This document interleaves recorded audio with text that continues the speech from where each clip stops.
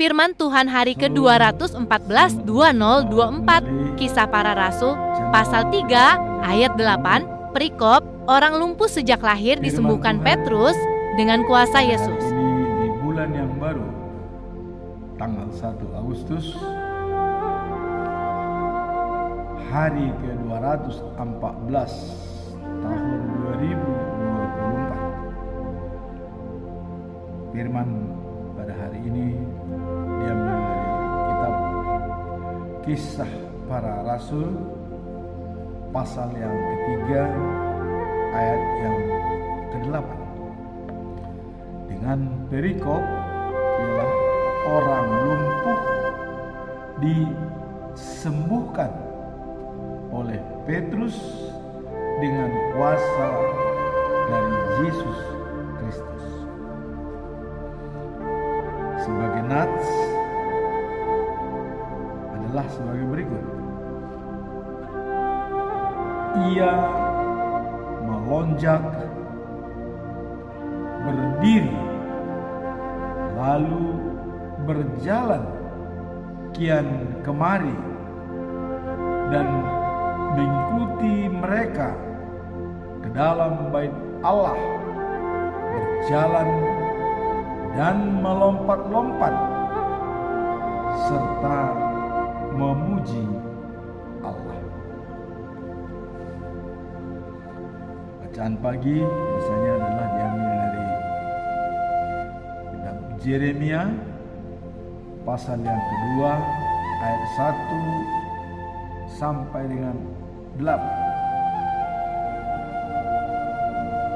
Kasih Tuhan Allah pada Israel serta melihat dosa daripada nenek moyang mereka.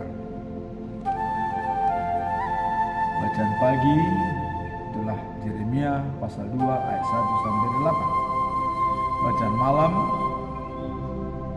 kitab Yehezkiel pasal 18 ayat 14 sampai dengan 19. Allah menjanjikan harapan dan hukuman.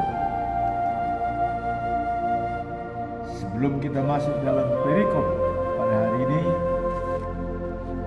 kita lihat dulu pedoman pada bulan Agustus, bulan yang baru, yaitu dengan topik hikmat dari Allah memelihara hidup. Inilah topik kita. Dan kemudian dalam ayat yang diambil dari Pengkhotbah Raja Salomo pasal yang ke-7 ayat 12. Karena perlindungan hikmat adalah seperti perlindungan uang,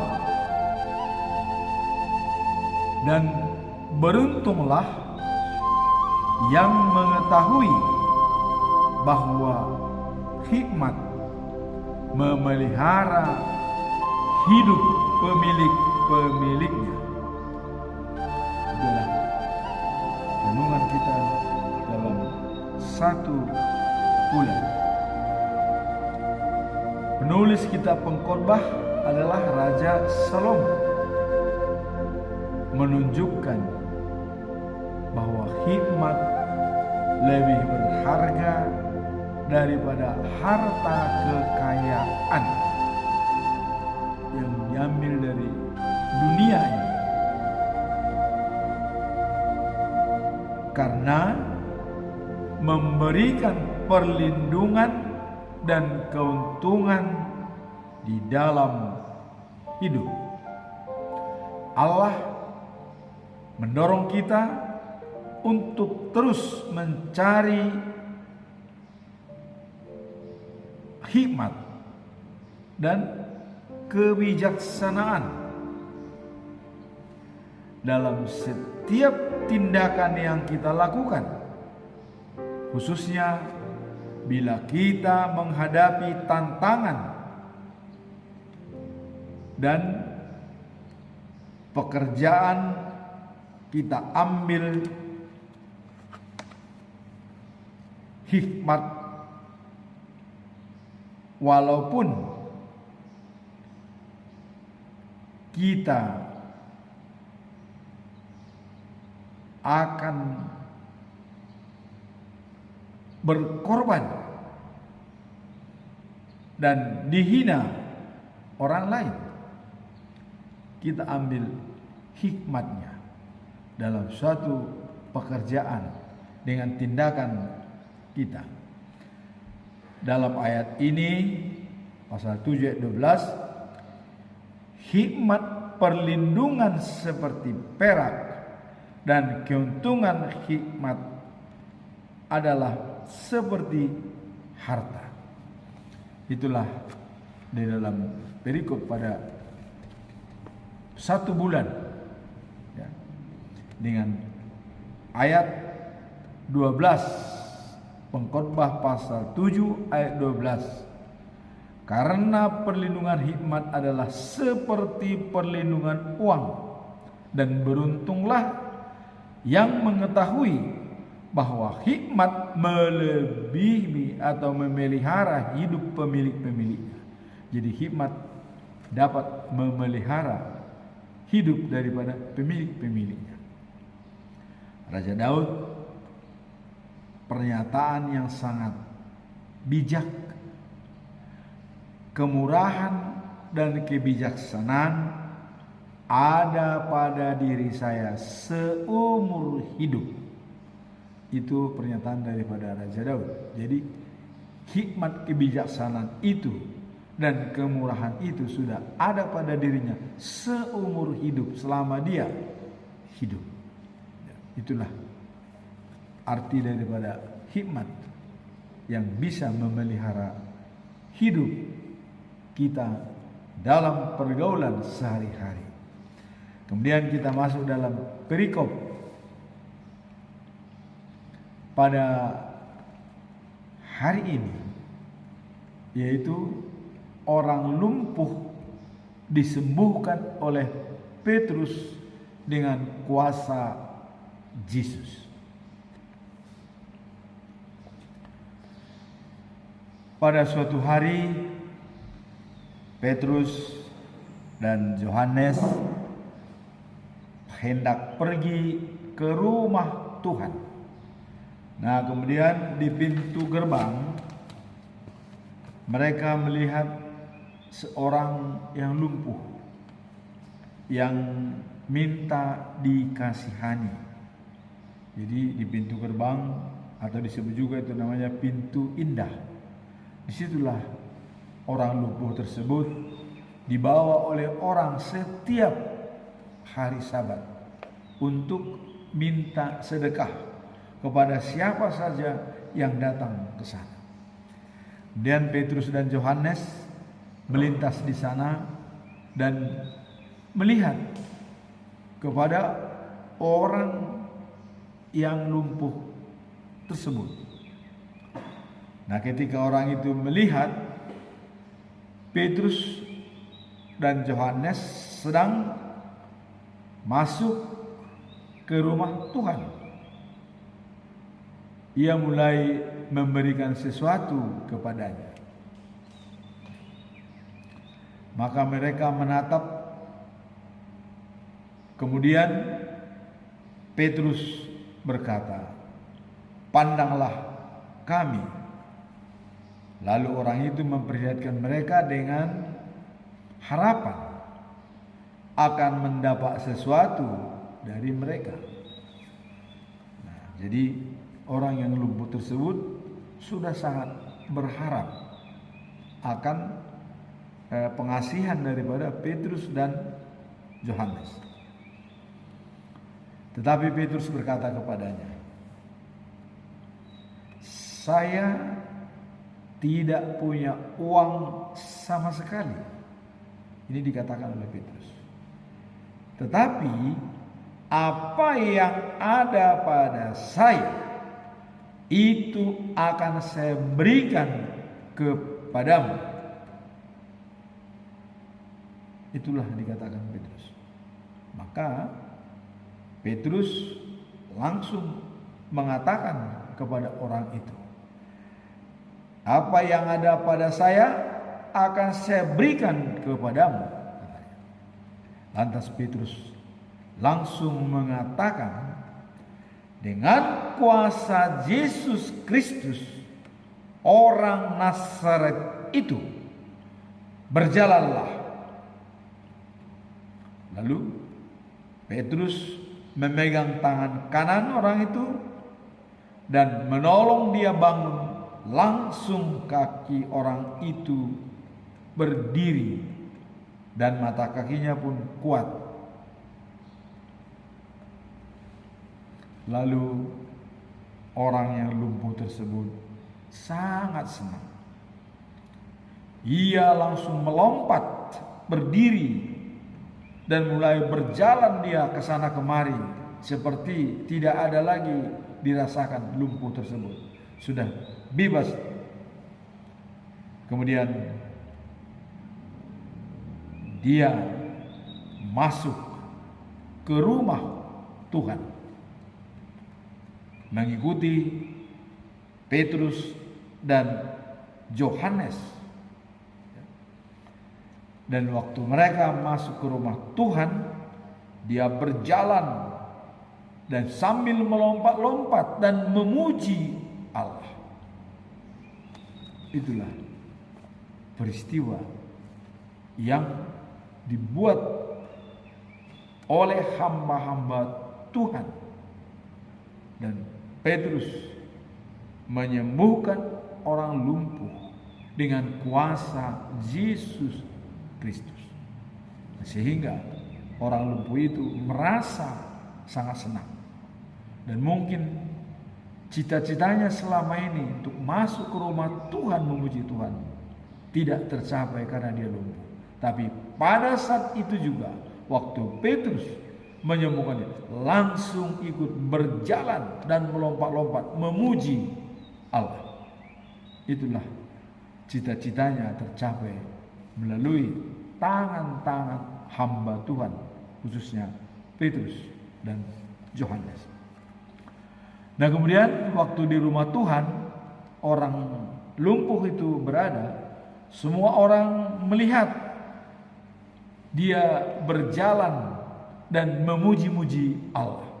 Wah, ini padahal tiap hari ini berada di pintu gerbang gereja, minta-minta. Loh, sekarang kok sudah ada di sini memuji dan memuliakan nama Tuhan. Lalu mereka sadar bahwa dialah pengemis yang biasanya duduk di pintu indah di rumah Tuhan. Setelah mereka mengamati orangnya, memuji Tuhan dan berjalan-jalan dan sudah sehat, mereka sadar itu ternyata pengemis tersebut yang sudah sembuh. Mereka sangat-sangat kagum, ya, dan heran sekali dan kagum melihat apa yang terjadi kepadanya. Itulah sekedar kita melihat bahwa hamba Tuhan sudah mulai mewakili Tuhan Yesus Kristus di dunia ini untuk melakukan pekerjaan daripada Yesus Kristus, menyembuhkan orang sakit. Apa pesan moral dari peristiwa ini? 1. Orang lumpuh sejak lahir, dan kalau dikatakan sejak lahir berarti sudah berpuluh-puluh tahun dia lumpuh. Namun tidak disebutkan di sini berapa lama dia lumpuh. Namun jelas sudah berpuluh-puluh tahun karena sejak lahir, sejak dia bayi sudah lumpuh. Coba kita lihat bagaimana perasaan dia. Dan kemungkinan besar orang lumpuh ini ingin bantuan sedekah selama ini di pintu gerbang rumah Tuhan. Kenapa dia di pintu gerbang Tuhan meminta? Karena di situ dianggapnya adalah tempat bait suci. Dan tentu orang yang masuk itu pastilah orang yang menyembah Tuhan, orang yang punya belas kasihan. Karena Tuhan selalu mengajarkan kasih sesama dan membantu orang miskin. Sehingga kesempatan itu dipakainya di pintu gerbang rumah Tuhan setiap hari Sabat. Nah, kemudian kita melihat bahwa akibat perbuatannya dia langsung masuk ke rumah Tuhan dan memuji Tuhan. Berarti dia sangat rindu untuk masuk rumah Tuhan selama ini. Seperti orang yang normal, cuman apa daya, tangan tak sampai, dia tidak bisa masuk ke dalam. Namun dalam batinnya dia sangat rindu. Dan kemudian persamuan ketiga, Petrus dan Yohanes melihat dan ingin menolong, tapi tidak punya uang. Maka apa yang ada padaku, katanya, kuberikan kepadamu. Yang ada padanya adalah dengan kuasa Yesus Kristus kau berjalan. Dan ini adalah lebih berharga daripada uang yang dipegang atau diberikan kepada orang yang lumpuh tersebut. Karena Tuhan bisa memelihara hidupnya. Nah, seperti nats kita pada topik kita pada bulan ini adalah berhikmat. Dan hikmat bisa memelihara hidup kita. Dan di sini juga Yesus menyampaikan kepada murid-muridnya dulu selalu berhikmat dan membantu. Dan itulah dilakukan oleh Petrus.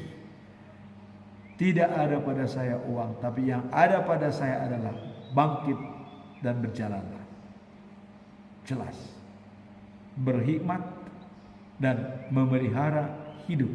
Dan bagi yang lumpuh, dia tidak lagi membutuhkan sedekah uang, tapi dia sudah langsung berjalan dan akan berhikmat, memuji dan memuliakan Tuhan setelah dia disembuhkan dari penyakitnya. Langsung dia berada di bait suci dan memuji Tuhan. Nah, kemudian pesan moral yang keempat adalah orang lumpuh berdiri dan jalan-jalan ke sana kemari. Ini adalah menunjukkan bahwa kuasa Tuhan itu telah berada pada dirinya, yang dia alaminya sejak dia lahir dalam keadaan lumpuh. Dan pada hari itu juga langsung bangun dan berdiri dan berjalan. Menunjukkan inilah mujizat dari Tuhan yang dia terima pada saat itu. Dan langsung masuk rumah Tuhan yang dirindukannya sejak lahir. Inilah perikop pada pagi hari ini. Orang lumpuh disembuhkan oleh Petrus dengan kuasa dari Yesus Kristus. Jadi benar-benarlah mereka adalah saksi hidup pada waktu Yesus masih berada di dunia. Dan mereka sudah digenapi dengan Roh Allah, sehingga Petrus bisa menyembuhkan orang sakit dengan kekuatan dari Yesus Kristus. Kemudian bacaan pagi kita ambil dari Yeremia pasal yang kedua ayat 1 sampai 8. Kasih Tuhan Allah pada Israel. Dan juga ada teguran atau dosa daripada nenek moyangnya Israel. Ada dosa leluhur daripada bangsa Israel. Kita kita melihat di sini bahwa perikop ini menunjukkan kasih Tuhan Allah kepada Israel dengan mengingatkan mereka akan hubungan istimewa yang telah terjalin di antara mereka. Tuhan memanggil Israel untuk kembali kepadanya dan mengingat saat-saat awal ketika mereka setia waktu berangkat dari Mesir. Mereka sangat setia kepada Tuhan karena pada awalnya mereka adalah diperbudak oleh Mesir, tidak ada kebebasan dan semua dibatasi. Tapi begitu mereka keluar dari Mesir, bebas sebebas-bebasnya. Inilah diingatkan oleh Tuhan. Di awal masa mudamu, kalian sangat menurut saya, kata Tuhan. Pada waktu bulan madumu, pada waktu kau kawin, kalian sangat senang dengan Tuhan. Ini diingatkan Tuhan.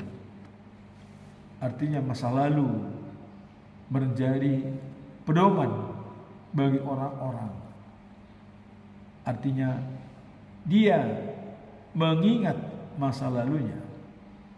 Namun Tuhan juga menyampaikan bahwa mereka telah berpaling darinya dan mencari Tuhan-Tuhan lain yang tidak dapat menyelamatkan mereka.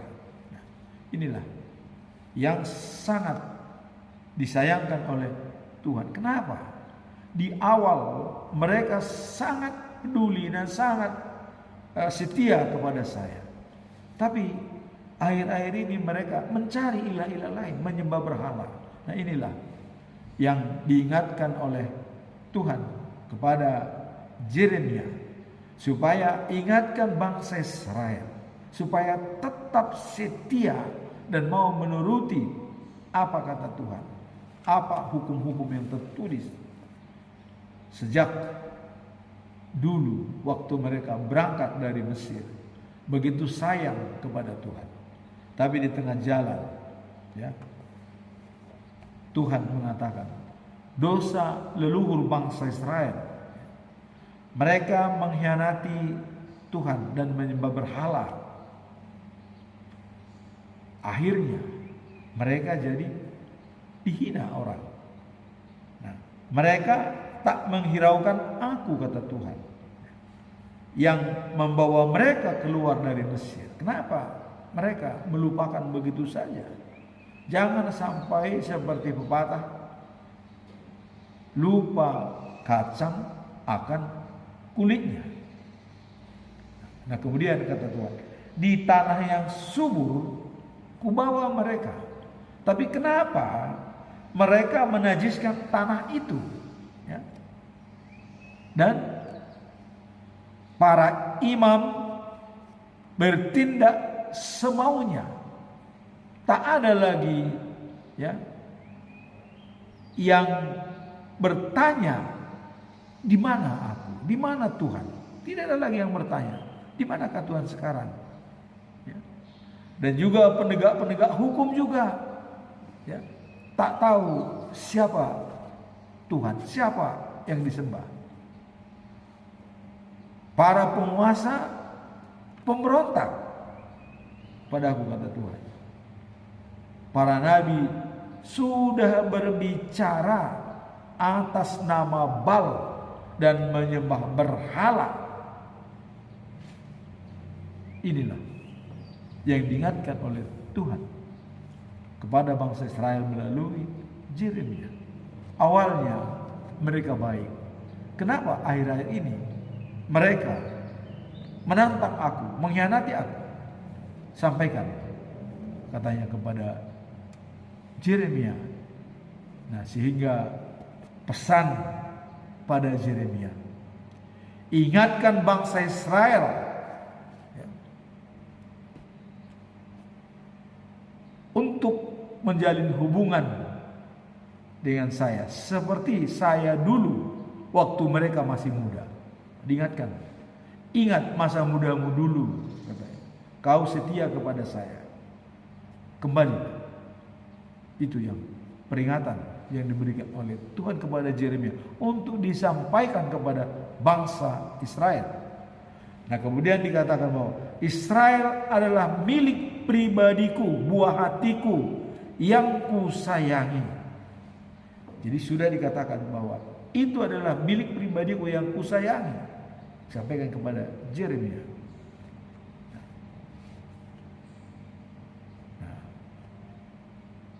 Maka aku adalah menumpaskan dan menghina musuh-musuh mereka, sehingga mereka bisa bertahan dengan bantuan daripada Tuhan sendiri. Ini harus diingatkan oleh Yeremia kepada bangsa Israel. Kembalilah, bertobatlah. Jangan seperti nenek moyangmu yang mengkhianati Tuhan, menyembah berhala, ya, menajiskan tanah Kanaan yang diberikan oleh Tuhan. Jangan contoh seperti itu. Nah, inilah peringatan-peringatan yang diberikan Tuhan kepada Yeremia untuk disampaikan kepada semua bangsa Israel. Ingat waktu kamu muda, kamu menurut. Kenapa kok sekarang kalian menjadi pengkhianat? Bahwa kalian adalah milik pribadiku, kesayanganku. Jadi Tuhan tetap menaruh kesetiaannya dan kasih sayang kepada bangsa Israel. Maka diingatkan kepada Yeremia supaya diingatkan bangsa Israel untuk tetap setia kepada Tuhan. Itulah dikatakan dalam perikop 2 bahwa Allah tetap mengasihi Tuhan, mengasihi bangsa Israel. Ya. Jadi ditegaskan kepada Yeremia supaya disampaikan kepada bangsa Israel agar tetap setia dan kembali kepada Tuhan. Kemudian bacaan malam yang diambil dari Yeskiel pasal 18 ayat 14 sampai 19. Allah menjanjikan harapan dan hukuman. Nah, ini sambungan dari yang 2 hari yang lalu dan juga kemarin. Ya. Nah, yang pertama kita lihat harapan dan diberikan oleh Tuhan bahwa orang jujur, adil, setia, tidak pernah berselingkuh, tidak pernah menggadaikan atau mengambil jaminan yang digadaikan orang kepadanya, selalu membantu orang miskin, selalu baik dan menurut perintah Tuhan. Itu jaminan yang diberikan Tuhan adalah hidup baik dalam dunia maupun dalam akhirat. Ini. Jadi orang yang baik, adil, jujur dan setia. Itu. Nah, kemudian yang kedua, dia baik, tapi dia punya anak yang berlawanan dengan perilaku ayahnya. Pembunuh, pemberontak, main perempuan, suka menindas orang miskin, merampok. Itu kebalikan daripada orang tuanya. Maka dia dikatakan adalah mati. Jadi kebaikan orang tua bukan turun kepada anaknya, tapi Tuhan mengatakan, akulah yang menghukum. Dan Tuhan punya hak tersendiri dalam membuat perhitungan. Maka dikatakan sini, memberikan harapan dan juga hukuman. Maka dia disunyakan mati. Nah, kemudian dalam yang ketiga atau perikop hari ini, orang jahat tersebut misalkan katanya punya anak, tapi anak-anak tersebut berbuat baik, jujur, adil dan mengikuti perintah-perintah Tuhan. Ya. Dia dikatakan hidup dunia dan akhirat. Jadi dari ketiga masalah ini dapat kita simpulkan bahwa kesalahan orang tua tidak serta-merta ditanggung oleh anaknya. Dan kebaikan orang tua tidak serta-merta menjadi bagian dari anaknya. Masing-masing sudah punya tanggung jawab di hadapan Allah. Lantas, apakah tidak berlaku dosa turun-temurun? Bagaimana dengan Adam yang sudah berdosa dan mengakibatkan setiap orang lahir sudah berdosa? Ini ada hal yang unik, ya. Nah, jadi dalam teologi Kristen, ya, dikatakan bahwa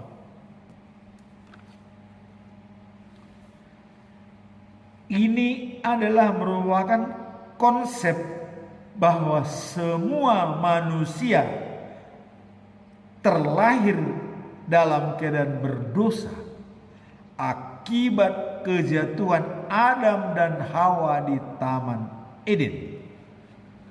Itu bisa kita lihat Kejadian 3. Semua orang menjadi bagian dari keadaan yang cacat itu, yang kemudian dapat diubah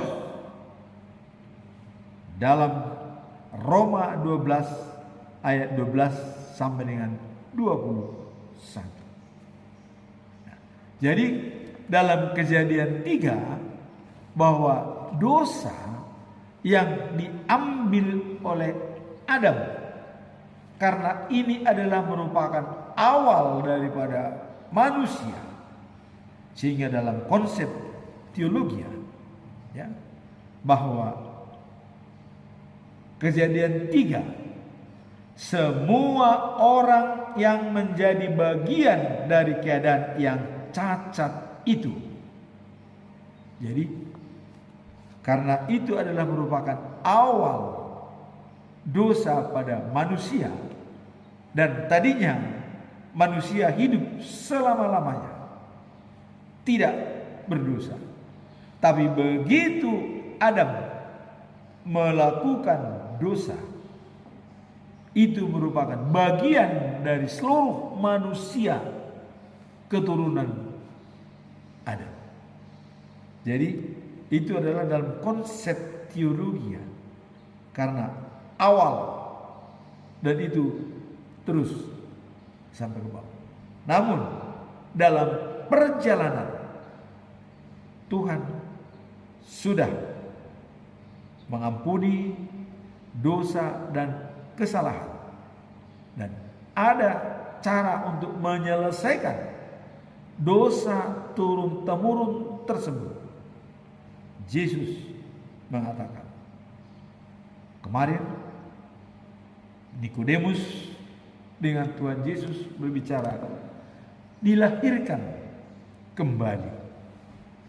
Jadi orang yang sudah lahir itu berdosa, dan dia dilahirkan kembali supaya dosa yang dulu dibawa oleh Adam itu bisa lepas dari dia.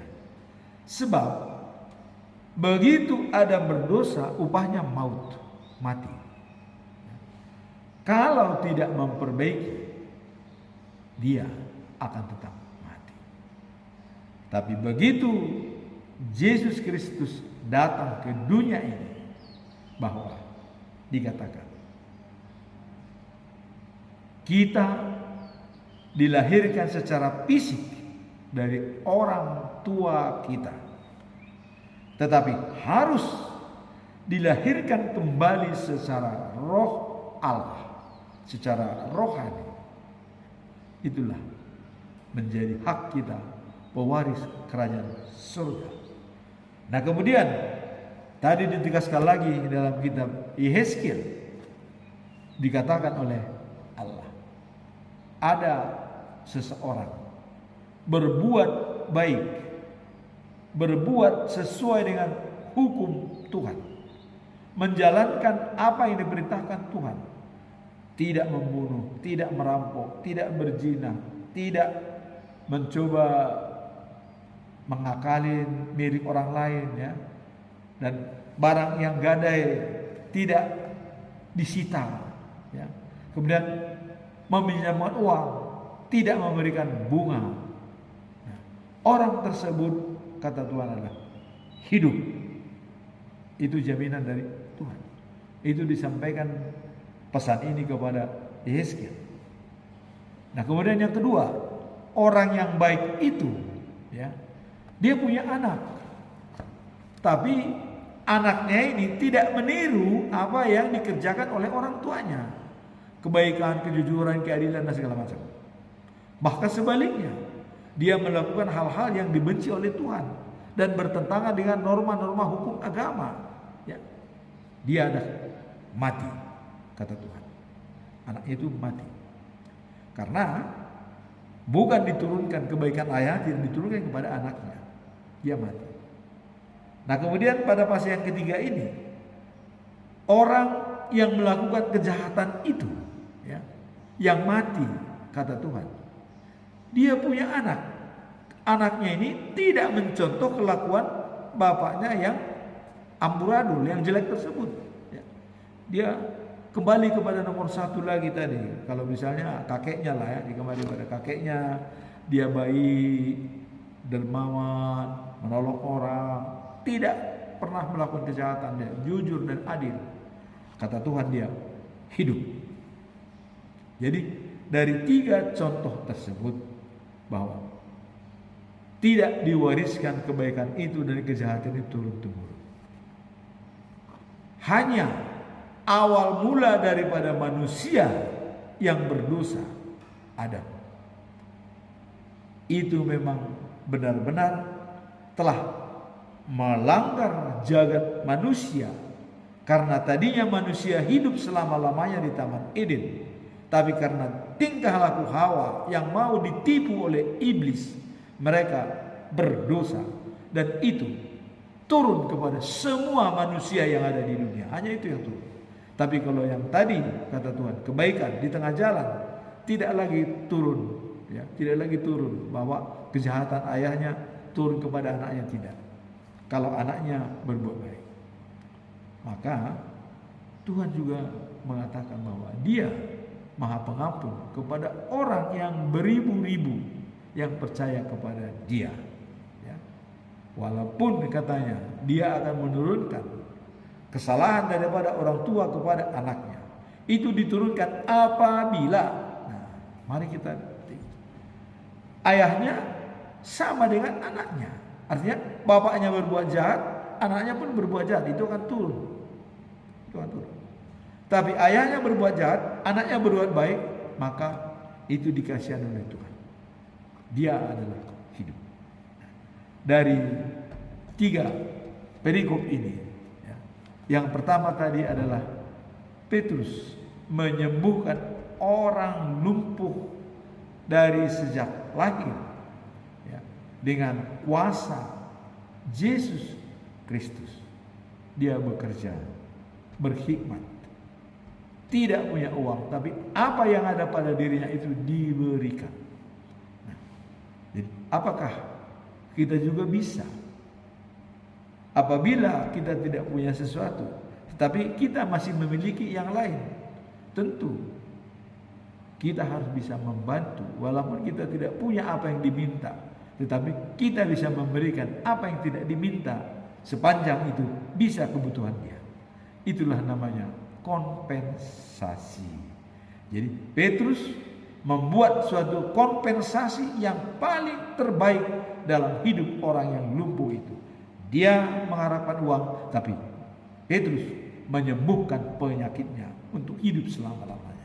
Jadi kompensasi tersebut lebih besar dari yang diharapkan oleh yang si lumpuh. Akhirnya dia bisa memuji dan memuliakan Tuhan di bait suci, dan langsung kontan. Waktu selesai sembuh, langsung berangkat ke bait suci dan memuji dan memuliakan Itulah pelajaran yang kita lihat dari situ.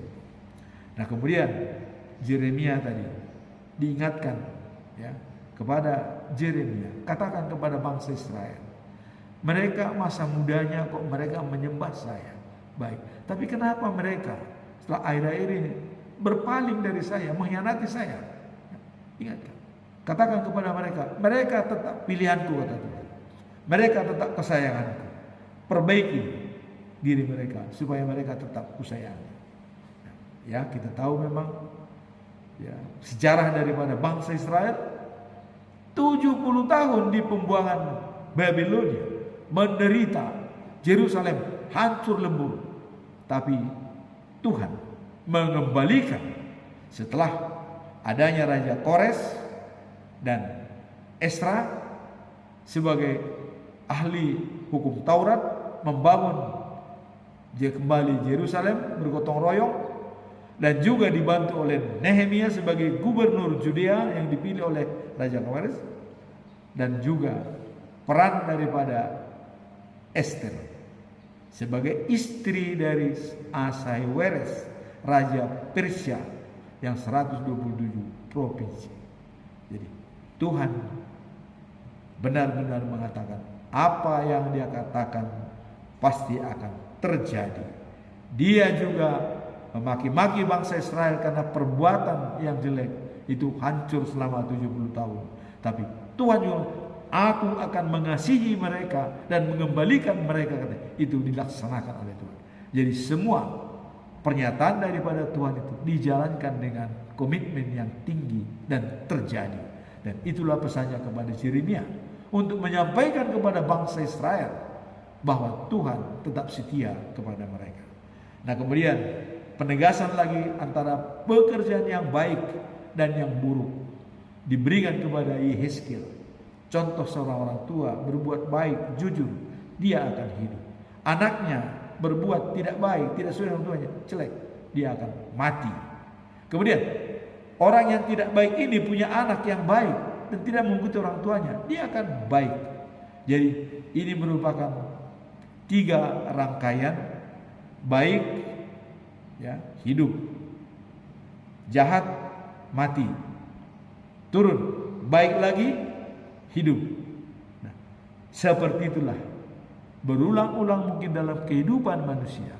Pertanyaan sekarang, bagaimana kita dengan anak-anak kita? Apakah dia melakukan pekerjaan sesuai dengan yang dilakukan orang tua? Orang bijak mengatakan bahwa orang tua yang baik apabila orang tua bisa mewariskan ya, kebaikannya kepada anak-anaknya. Tapi ada juga sebalik, apakah orang tua yang tidak baik juga mewariskan ketidakbaikannya kepada anak-anaknya? Ya ini tergantung daripada iman ya. Tetapi yang jelas orang tua yang berhasil dapat mewariskan apa yang dijalankan kepada anak-anaknya. Kalau bapaknya pendeta, anaknya minimum jadi penatua, kira-kira begitu.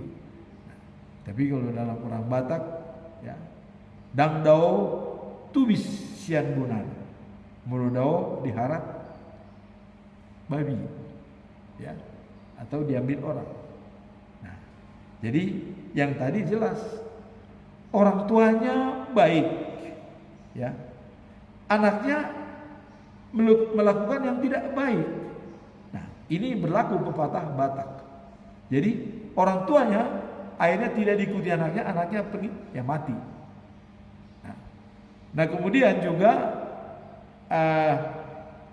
orang tuanya tidak baik, ya. Kemudian anaknya baik, ini juga jauh. Tapi ini bukan lagi dimusnahkan oleh yang lain, tapi dia malah hidup.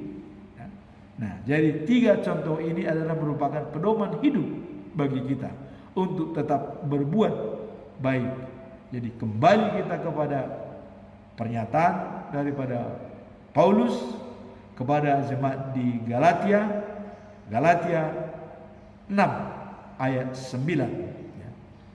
Jangan jemu-jemu berbuat baik.